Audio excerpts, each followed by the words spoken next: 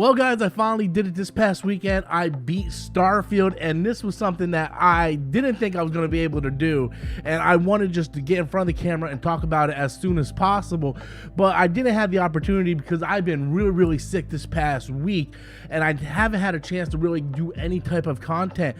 So other than sleeping a lot, taking medication, I've been playing Starfield when I was feeling conscious enough to actually be able to play Starfield, and this past weekend I was able to finally complete the game, and I have to tell you, my mind was absolutely blown by the end of this game. Such a fantastic game. I enjoyed so much of this game. I really did. It's the first Bethesda game I actually played all the way through and completed, so it's sort of like a merit badge for me. I'm like, yes, I finally beat a Bethesda game. So I'm super happy about that, but I really enjoyed this game a lot. I have other videos up on the channel, like my first impressions, all that sort of stuff that you can still find on the channel. But now that I actually beat the game, I kind of want to give you my opinion overall now.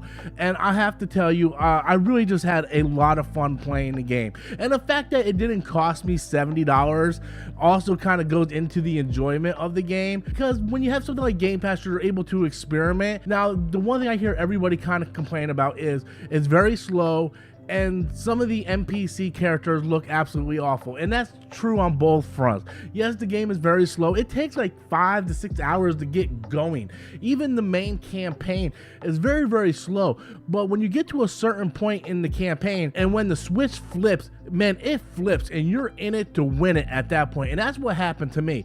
Like, it was a very mediocre campaign, and I wasn't really feeling it. Like, oh, go find these artifacts, and I'm like, oh man, this is kind of lame. Like, I know those artifacts are gonna lead to something, but I'm like they're not giving me any context. I'm getting all these characters thrown at me. I'm like, I really don't care too much. And then something happens midway through, and it just like flipped that switch for me, and I'm like, man, I gotta see this to the end. And I'm so glad that I did, because by the end I was just smiling. And it kind of ends kind of abruptly, to be honest with you. Like, I remember when it going off, my fiance was sitting on the couch and she's like, did you beat it? And I'm like, I think so. And the credits started rolling.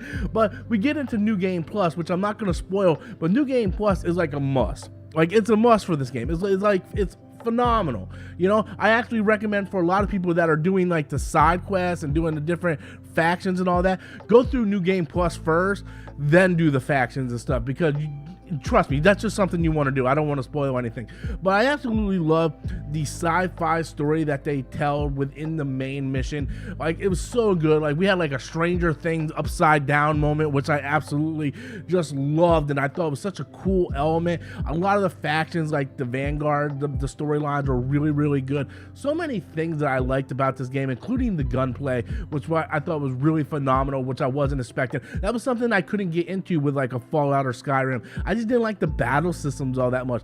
This actually felt like a more modern take on a Bethesda game, which I really enjoyed. A lot of people are talking about the graphics of the NPCs and stuff because they didn't look so good.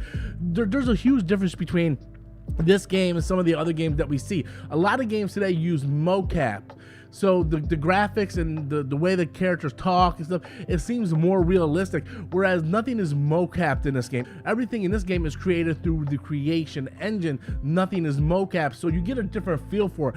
But I really thought that the story came across very clearly. I think the main characters, NPC character design, look fantastic. When you get to the kind of side stuff, that's when it kind of goes off the rails a bit.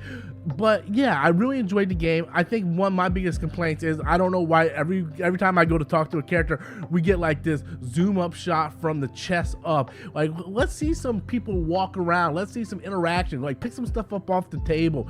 But that is the Bethesda formula. That is pretty much what you're going to get. So if you're familiar with the way Bethesda presents their stories and presents their characters and dialogue, you're pretty much going to get the same exact thing with Starfield.